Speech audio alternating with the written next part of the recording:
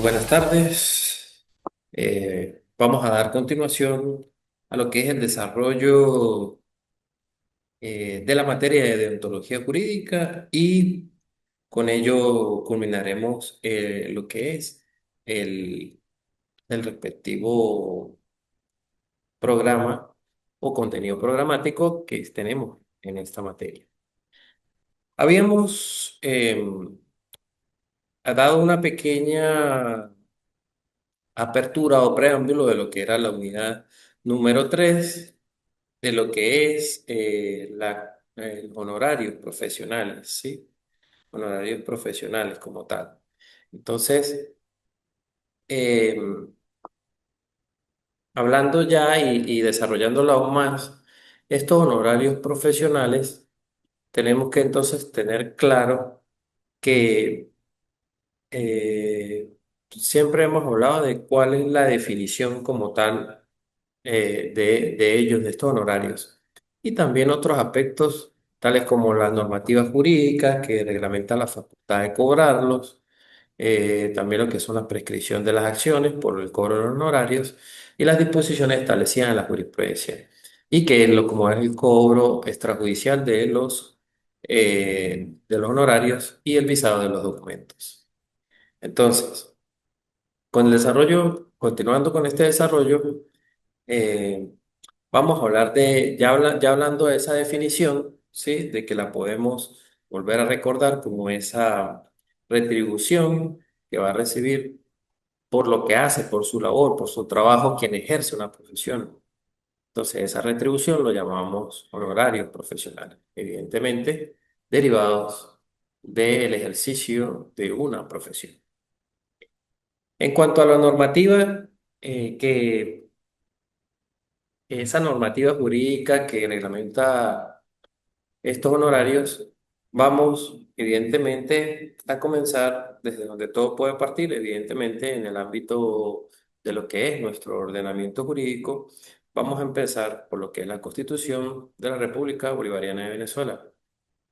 Eh, Como sabemos, vamos a conseguir en el artículo 253, donde nos hace expresa mención que los abogados autorizados para el ejercicio van a formar parte del sistema de justicia.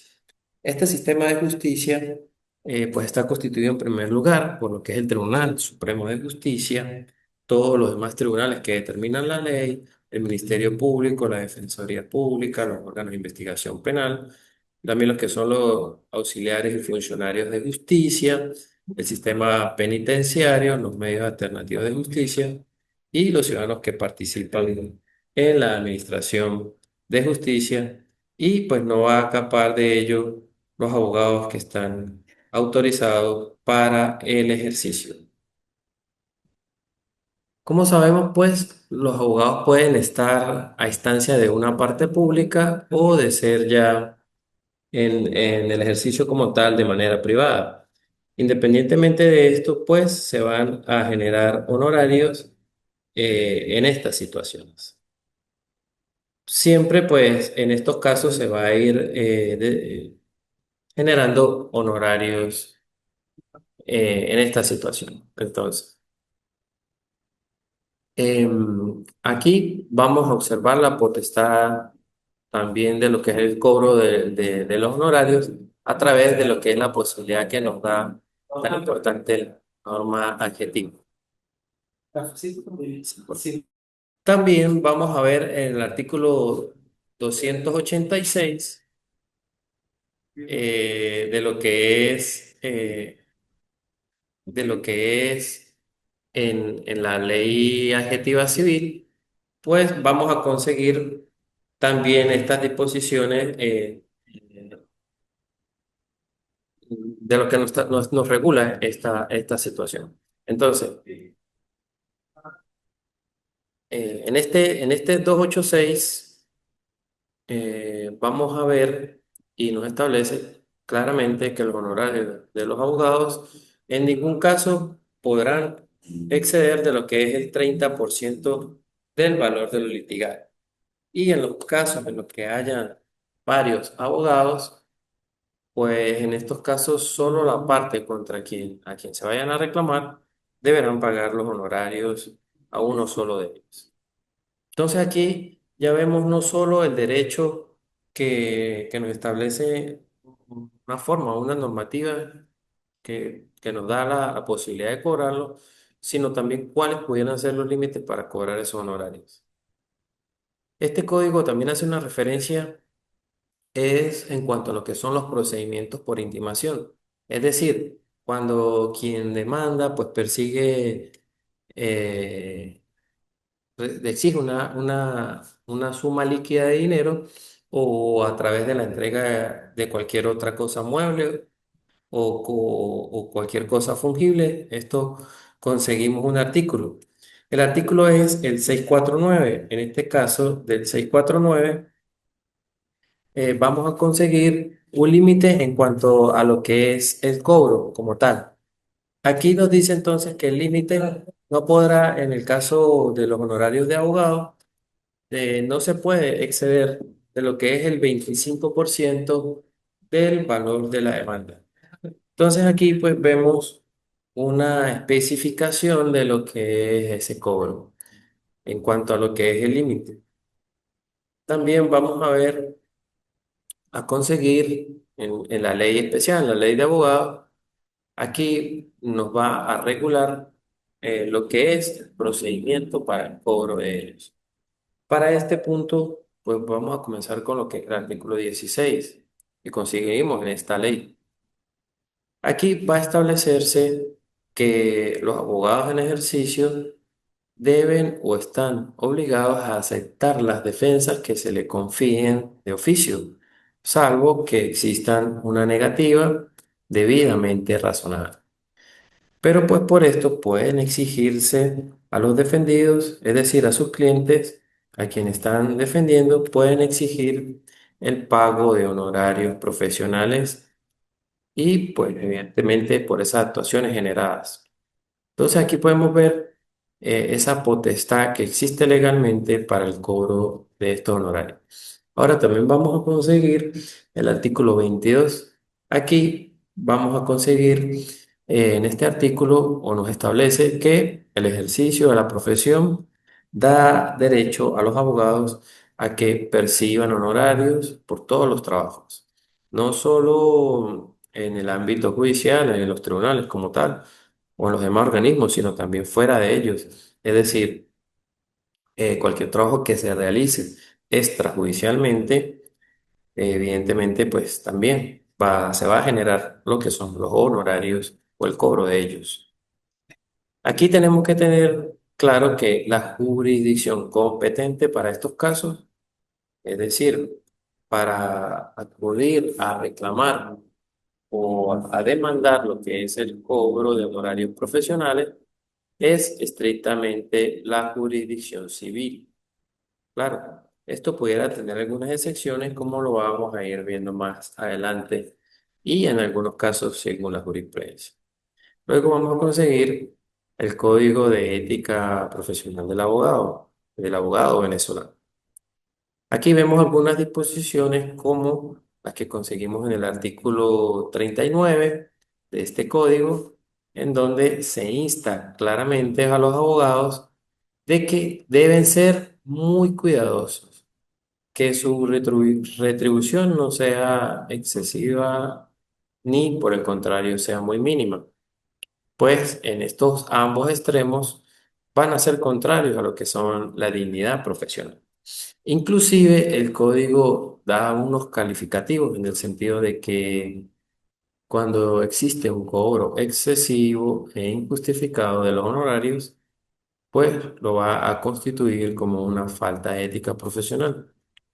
Y en el caso contrario, también pudiera ser una falta de honradez profesional cuando se quiere percibir algunos honorarios inferiores a los mínimos establecidos por el Colegio de Abogados, por la Federación de Abogados, Federación Nacional de Abogados. Entonces, esto por ese lado. También vamos a ver en un artículo 42 donde están algunas obligaciones que aunque pudieran parecer muy lógicas, pues aquí están claramente establecidas. En este caso, los abogados siempre deben dar un recibo a sus clientes, o a quienes estén patrocinando. Esto por las entregas de dinero que estos clientes hagan, bien sean como cancelación de sus honorarios o como un simple anticipo. Entonces, esto debe darse siempre para cumplir con lo que es el código de ética.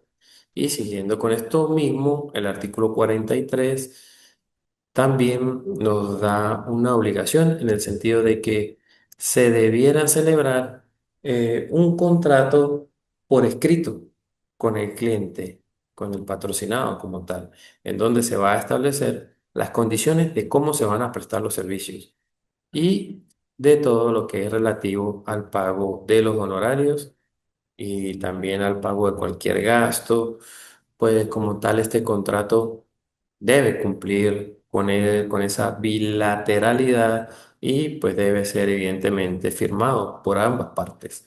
Así quedan ambas partes, cada uno con un ejemplar. También en el artículo 45 de este código vamos a ver lo que es la petición como una obligación de evitar toda controversia con lo que son los clientes y con sus representados. Esto en cuanto a lo que son los honorarios. Evidentemente que el profesional del derecho debe actuar con total dignidad y también apegado a lo que son las compensaciones razonables por sus servicios, para así evitar dichas controversias. Pero en el caso en que no se puedan resolver, pues el abogado deberá proponer su situación ante lo que es el colegio de abogados respectivo, es decir, específicamente a lo que es el tribunal disciplinario que deben existir en cada uno de estos colegios de abogados. Esto, pues evidentemente para agotar una vía previa a la judicial y si no hay posibilidad, pues hay que acudir a la vía judicial para dirimir esas controversias. Entonces, en estos casos, recomienda el código que el abogado que tenga que demandar, puede ser que lo haga en representación de otro colega, quien sea como tal que lo asista. También dentro de la normativa jurídica vamos a conseguir otro instrumento como lo es el reglamento de la ley de abogados. En este vamos a conseguir algunas otras disposiciones que nos permiten ampliar ciertas situaciones. Por ejemplo, el artículo 19 nos establece o cuál puede ser la redistribución económica de los abogados, el cual pues se le va a llamar efectivamente con ese concepto de honorarios. Ahora, estos honorarios podrán ser fijados a través de algunas tarifas de orientación que van a tener, que establecen un promedio diciendo cuál es el mínimo y cuál es el máximo para hacer el debido cobro. En estos casos, pues serán los colegios de abogados quienes fijen esas tarifas como tal. Pues aquí deben hacerle llegar este conocimiento o debe ser de conocimiento de todos los abogados. También en el artículo 21 vamos a ver una potestad de que el abogado pueda estimar lo que son sus honorarios en cualquier estado y grado de la causa. Esto antes de la sentencia puede hacerlo. E igualmente pudiera pedir de que sea intimado el cliente y, y evidentemente ese cliente tiene el derecho a retasa de conformidad con el artículo 22 y 24 siguiente de la ley. Esto como para dar ese bosquejo de lo que es esa normativa jurídica que podemos conseguir en nuestro ordenamiento para los efectos de lo que es la regulación de estos honorarios. Y en este caso, hablando de los honorarios profesionales de abogado. Ahora, en cuanto a lo que es la prescripción de las acciones, en estas prescripciones para ejercer, para reclamarlos, aquí vamos a tener que irnos al Código Civil venezolano. Y aquí observar el capítulo cuarto, sección 2 referida a lo que es la prescripción de 20 y de 10 años que vamos a conseguir en ese artículo 1977 del Código Civil, y también verificar lo que nos establece el artículo 1982 de este mismo código, que nos va a establecer una prescripción breve. Entonces vamos a tener las dos opciones, dependiendo de cuál sea el caso. Ahora vamos a analizar lo que nos dice en 1982 del Código Civil. Aquí nos establece expresamente que va a prescribir por 2 años lo que es la obligación a pagar en los casos cuando a los abogados, cuando a los procuradores y a toda clase de curiales, lo que son como tal sus honorarios, derechos, salarios y gastos. El tiempo para estas prescripciones va a correr desde el momento en que haya concluido el proceso por una sentencia o por conciliación de las partes, o bien desde el momento de lo que es la cesación de los poderes del procurador o desde que el abogado haya cesado en su ministerio. Como se puede observar, en principio vemos que está muy claro que la prescripción sería en el caso de los 2 años de aplicar la prescripción breve para lo que es el cobro de los honorarios profesionales. Pero esto no siempre ha sido así. Pues a veces se pretende ejercer como una acción de tipo real, y encuadrarlo de que el cobro de los honorarios o la parte también de costas procesales son derivados de lo que es una acción de tipo real. Entonces allí se pretende aplicar lo que es el artículo 1977. Pero el criterio que establece esta jurisprudencia es que para estos casos aplica lo que es la prescripción breve, establecida en el 1982, ordinal segundo del Código Civil. Esto lo vamos a ver entonces en esta sentencia de la Sala Constitucional, del 17 de julio del 2015, sentencia número 854, de lo que es la empresa de inspección y control de Venezuela, la cual pues la ratificó la Sala Civil mediante, eh, mediante el fallo de una decisión del 395, y otra sentencia del 3 de mayo, específicamente del 3 de mayo del 2018, sentencia número 214. Esta es entonces la jurisprudencia que va a guiar el tema de la prescripción para lo que son estas acciones. Ahora vamos a ver una jurisprudencia que nos habla un poco de doctrina, un poco de interpretación de la ley y también el alcance de esa ley para estos casos. Y también en referencia a lo que es cuando es determinado tribunal el competente para conocer de estas acciones. Muy importante esta sentencia porque nos hace mención, a varias salas, a varias sentencias.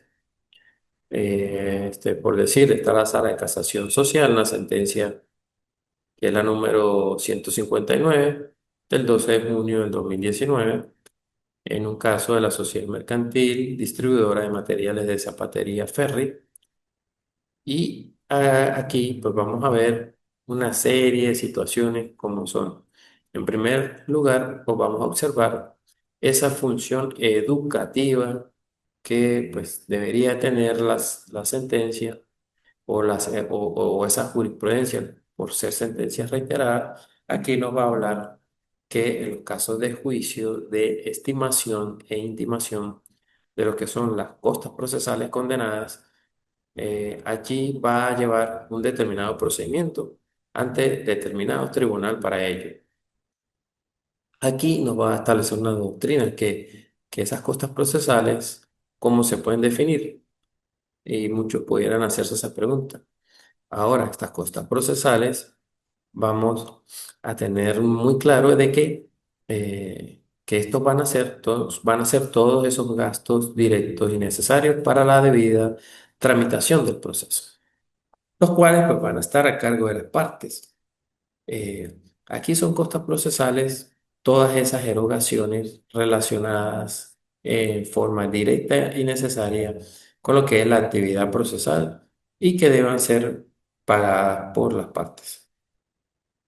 Estos gastos van a tener causas en el proceso y estos deben ser cubiertos por quienes litigan. Entonces, estos van a ser de dos clases, estos gastos. Uno, los honorarios profesionales de abogado, que bien sean, así cuando los abogados actúan como apoderados o asistentes de la parte, pues eh, estos van a constituir su mayor componente.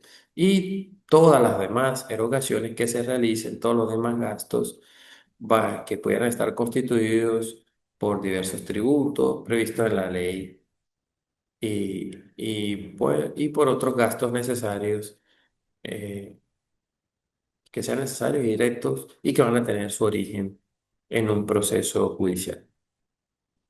Como de seguro, pues no van a tener la oportunidad de revisar esta sentencia. De repente no todos van a ser minuciosos en ese sentido, pues quiero que vean este extracto de la sentencia, en donde nos dice que los procedimientos judiciales para cobrar los diferentes gastos pueden ser, entonces, el cobro de honorarios profesionales del abogado, que son una parte de las costas y que las mismas, como ya le comenté, no pueden exceder del 30% del valor de lo litigado, según el artículo 286 del CPC, Código de Procedimiento Civil. Y en el caso de que la ley, por ejemplo, la Ley Orgánica Procesal del Trabajo, ha establecido en el artículo 63, nos habla de ese mismo porcentaje. Y en la ley de abogados vamos a conseguir el artículo 22 ya como hicimos alguna mención previa. Eh, en la actualidad existe un criterio de la Sala Político-Administrativa del TCJ, sentencia del 2 de agosto del 2006. Esta sentencia es la número 1962, en donde nos dice que las costas van a pertenecer a la parte que se ha beneficiado por la condena de su contraparte y comprenden tanto honorarios profesionales, eh, que es como tal de esa parte gananciosa, como de los demás costos del proceso y gastos que se dan allí en ese proceso. Todo esto a los efectos de lo que es ver la legalidad y los límites en cuanto al cobro de los honorarios profesionales. Ahora, los efectos de determinar cuál es el órgano jurisdiccional competente, pues se trata de honorarios que son generados por actuaciones judiciales y estén claros, cuando existen actuaciones judiciales, y esto aplica para estrictamente cuando hay un proceso judicial, y aquí en estos casos hay un criterio del año 2007 en la cual en estos casos, ha distinguido cuatro situaciones que pueden presentarse según el estado en que se encuentre determinado procedimiento judicial y que, pues, evidentemente, se hubiesen causado derechos al abogado. Y al respecto, pues entonces tenemos que ver que aquí precisó. En primer lugar, cuando existe una reclamación o un juicio, el cual es surgida en ese juicio contencioso, no existe una remisión expresa de cuál es el procedimiento propio, sino que este va a ir vinculado y concentrado a ese juicio contencioso, en donde se va a generar la actuación o en donde se han generado las respectivas actuaciones del profesional del derecho. Allí mismo se va a hacer la reclamación. Aparte de esto, pues no podemos dejar aislado el artículo 22 de la Ley de Abogados, donde lo vamos a enmarcar en cuatro posibles situaciones que se pueden presentar en cuanto se hagan diferentes trámites. Allí, pues en primer lugar, en el caso de que cuando exista un juicio, en el cual se van a demandar esos honorarios profesionales y siempre que esto o la causa como tal se encuentre en primera instancia. Este es el primer caso. Ahora, cuando ya se ha ejercido ese derecho subjetivo procesal de apelación, de ejercer ese recurso, y como tal, este recurso fue oído en un efecto devolutivo, es decir, que el expediente se va a encontrar todavía en ese tribunal de cognición, el que lo recibe y lo conoce, y en estos casos el de alzada, es decir, el tribunal que va a conseguir, a conocer, perdón, se va a conocer lo que es, a conocer esa apelación, pues allí se van a remitir esas copias certificadas.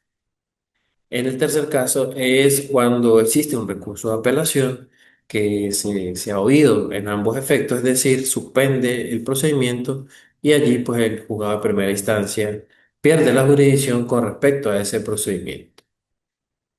El último caso es cuando el juicio ya ha quedado definitivamente firme. Eso es cuando ya se ha cerrado como tal. Entonces tenemos esos cuatro casos. ¿Qué ocurre allí? Para cada uno de estos casos, la Sala del Tribunal Supremo de Justicia estableció los criterios para resolverlos como tal.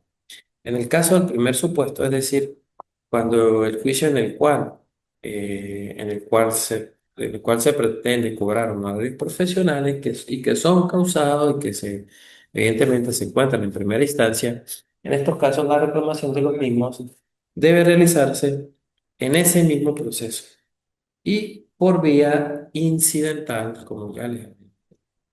En el caso del segundo, en ese segundo supuesto, cuando se haya ejercido un recurso ordinario de apelación y que éste haya sido oído en uno de los efectos, es decir, al efecto devolutivo, y que el expediente se va a encontrar aún en el tribunal de cognición, pero van a reemitir a la alzada una copia certificada para lo que es ese solo efecto, pues en estos casos la reclamación del honorario profesional como tal se va a realizar, igual que en el caso anterior, en ese mismo juicio y en la primera instancia. En el caso del tercer supuesto, cuando se ha ejercido ese recurso ordinario de apelación en un determinado juicio y que éste pues, fuera oído en ambos efectos y motivo por el cual el juzgado de primera instancia pues, pierde la jurisdicción con respecto a lo que es ese procedimiento. En estos casos, la reclamación de los honorarios profesionales y judiciales que son causados en ese juicio van a estar en un juzgado superior debido a esa apelación en ambos efectos. Por tanto, la reclamación debe ser intentada de manera autónoma y principal ante un tribunal civil. Es decir, ya tenemos que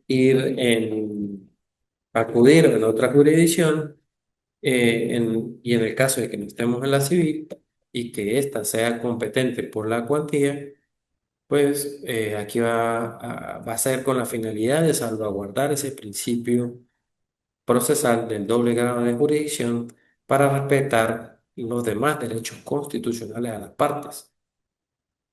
Y en el último de estos supuestos es el que se plantea a los efectos de que también se diera, pero tiene menos aplicación, tenemos que verlo en el caso de que el juicio queda definitivamente firme.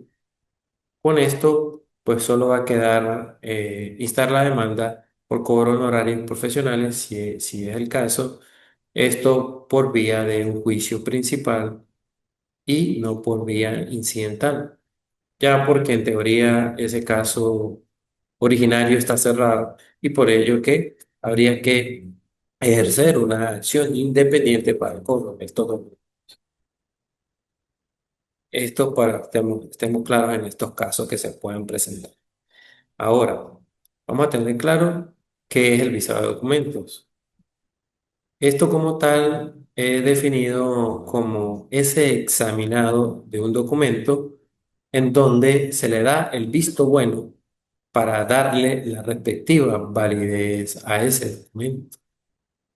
Muchas veces nosotros salimos y escuchamos que es eso de los visados de documentos. E inclusive es normal y lo podemos confundir como con una sola firma. Pero como tal, esto va a incluir lo que es la redacción, el entendimiento y pues por supuesto el visto bueno mediante una firma del abogado que pues es el que va a dar esa buena prueba. Pasemos ahora a lo que es una pequeña referencia a lo que es el cobro judicial de los honorarios profesionales. Aquí tenemos que tener muy claro que el artículo 22 de esa ley de abogados que nombramos es el que es esa guía principal para todo ello. Pero en estos casos, cuando vamos a tramitarla a través de un tribunal, debemos tener muy claro que esto se va a tramitar de conformidad a lo establecido en el artículo 607 del Código de Procedimiento Civil, en donde se va a establecer el procedimiento para esto. En referencia a ello, voy a citar esta sentencia de la Sala de Casación Civil, en el cual, en un recurso de casación, de, en el cual es del año 2017, 10 de agosto del 2017, número 555.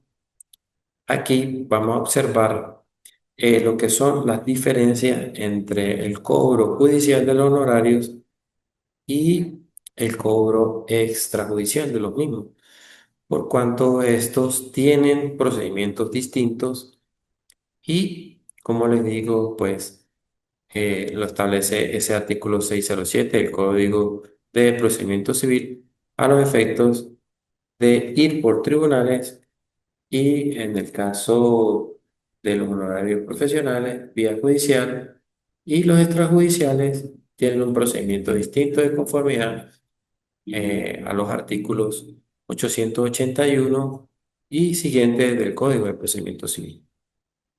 Entonces, en esta sentencia va a hablar de esa incongruencia de la demanda por ambas actuaciones, es decir, las diferencias entre las actuaciones extrajudiciales y judiciales como tal. Por supuesto, esto va a generar unos honorarios, pero que se van a tramitar por procedimientos distintos. Entonces, allí lo importante de saber, de conocer ese artículo y tengamos muy claro el cómo se puede hacer y qué es viable jurídicamente, procesalmente hablando también, y qué no. Entonces, para que estemos muy presentes con ello. Por último, en esta sesión, una pequeña referencia en cuanto a los honorarios profesionales. Allí quiero hacerle mención a una forma de cobrar los honorarios profesionales, los cuales vienen como tal de muy vieja data me hago referencia a ese famoso pacto de Guadalix. En la antigüedad, este tipo de pactos estaban prohibidos y se consideraban que pudieran ser antiéticos, más sin embargo, con lo que es el desarrollo de las sociedades, también las capacidades de pago de los clientes, pues perfectamente se pudiera dar este pacto de cuotalitas. Este consiste en que el abogado, cuando existan clientes que no tengan una capacidad económica y que pues se puedan ver privados de una asesoría especializada y cualquier tipo de opción de asesoría jurídica, pues en este caso si se establece este pacto en la cual significa que el abogado va a cobrar sus abogados en base a un porcentaje y lo va a hacer dependiendo de los resultados del juicio. Entonces el abogado cobra dependiendo de los resultados del juicio y por supuesto se van a respetar aquí lo que son esos límites que nos establece los artículos que ya hemos observado para así pues poder regular estos casos. Por ejemplo, lo del máximo del 30% y en el caso pues pudiera ser más reducido dependiendo de la situación. Entonces ese es el famoso pacto de la cuota litis que permite que los menos favorecidos en la parte económica puedan acceder a una asesoría jurídica amplia o especializada. Con este tema, con este concepto, vamos a finalizar el desarrollo de la presente materia. Eh, para mí un gusto compartir tantas situaciones que tenemos en todo lo que hemos desarrollado y presto para continuar con alguna duda o pregunta que tengan a través de la plataforma específicamente de los mensajería instantánea. Bueno, un gusto entonces. Nos vemos en una próxima oportunidad y muchas gracias por su atención. Hasta luego.